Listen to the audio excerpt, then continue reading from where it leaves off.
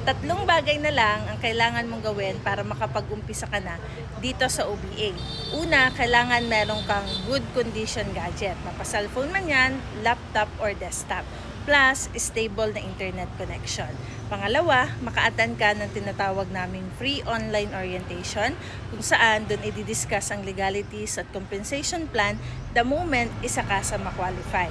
Ang pangatlo, magkaroon ka ng personal account ID kung saan yun yung magsisilbing personal monitoring na magiging income, encashment at transactions mo the moment isa ka na sa makapag-start. Huwag ka mag-alala kahit na ikaw ngayon isang OFW, empleyado, retired, estudyante o kahit isa ka pang tambay, pwedeng-pwede ito sa'yo. Kailangan mo lang din siyang gawin kahit 2 to 3 hours per day.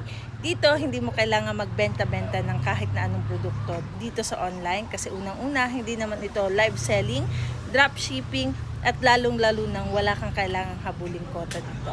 Kaya kung interested ka, mag-message ka sa baba ng video na ito ng How para ako mismo ang mag-a-assist sa'yo. See you and God bless!